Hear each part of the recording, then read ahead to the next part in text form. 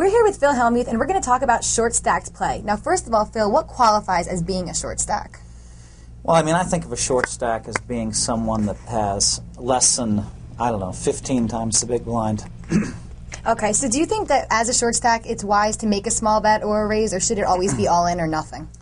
Well, it depends on how short you are. I mean, I don't like it when someone has 15 times the big blind and they bet it all with ace-deuce. Okay. Because everybody does that now, and it's just too predictable. And now someone with ace-jack can call because they're like, why did they bet 15 times and not 3? So if you're short with ace-deuce and you're not going to push with it, do you make the call or you just muck it?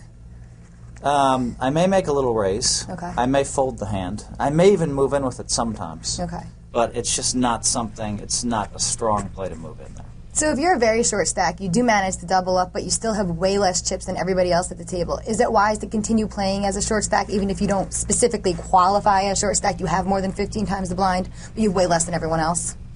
I mean, there's times when you are short stacked or just above the short stack line that you need to, I think being patient is still important. And when you're a short stack, you're patient because, everybody's going to call you. Yeah. So, I still like to play patiently when I'm kind of low chipped. Okay. And what would be your best recommendation for someone who seems to be a chronic short stack?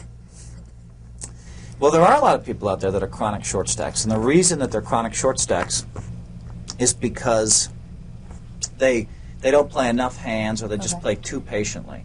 And so if you're going to play too patiently, you're not going to play enough hands, you're always going to be kind of a short stack. Okay. And then it's difficult, because then you need a big hand to double up. You might get that big hand, but I'd like to see someone that's chronically a short stack learn to play more aggressively. Okay. Or maybe even play a big pot with a little of the worst of it. What about someone who is in a tournament and they always seem to build a big chip stack at the beginning, but then they're always short on the bubble? I've heard a lot of people say things like that. Is there something wrong with their play that's happening as the blinds rise? Well, I think some people, the people that play super aggressively, oftentimes accumulate a lot of chips early. And that's part of being super aggressive. Okay. And then what happens is when you get deeper and deeper in the tournament, those aggressive plays aren't working because now there's antes. So now people are like, I'm not going to let him raise 4 in a row. I'm coming back over the top of him with ace-4 because it's probably the best hand. And now this guy who is bluffing and does play too many hands can't call the re-raise. Yeah. And so now he gets himself kind of, short on chips right near the money because he's making raises he can't call the re-raises. So if you're one of these super aggressive players that gets a lot of chips early, you have to know when you can play super aggressively and when to back off. That makes sense. So what about if you're short stacked on the button and you're short stacked on the bubble in a tournament and you have a hand like pocket 5s, pocket 6s. Now you can make your way into the money if you just muck it. Would you push with that anyway? I would push with it anyway, 5s or 6s. I would push. Now, I'm not going to come over the top of somebody. Yeah. But I think it's okay to push there. And then the other thing is, what kind of table do you have? If everybody at your table is trying to make the money and you're short stack, it's a better idea to push in that situation. It's a better idea to push with 5s or 6s, yeah. But in general, I'm probably going to play that hand. I don't know. There were times last year when I'm trying to set the record for most times in the money. And, I'd know that there's 100 players left. They're paying 90. And I'm like, oh, my God, I'm going to break another record today if I can just last 10 players. Sometimes if I had a huge chip stack, I would continue to kind of play aggressively.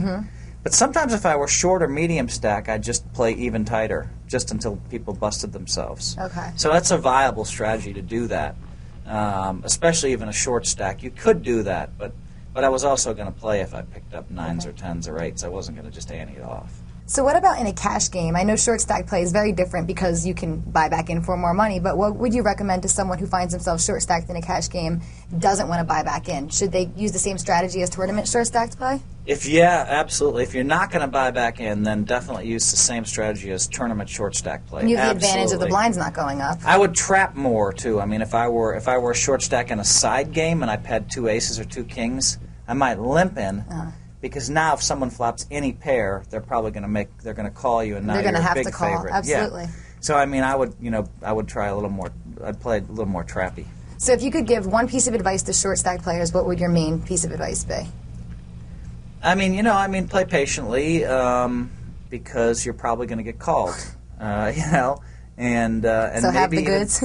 Have the goods, and maybe even trap. You might pick up 2 aces instead of moving in for 10x times the big blind. Okay. which is not a bad play with aces because they might put you on ace deuce. Yeah. Maybe just call. Great. Thank you very much, Phil. Lizzie Harrison with Phil Hellmuth for Card Player TV.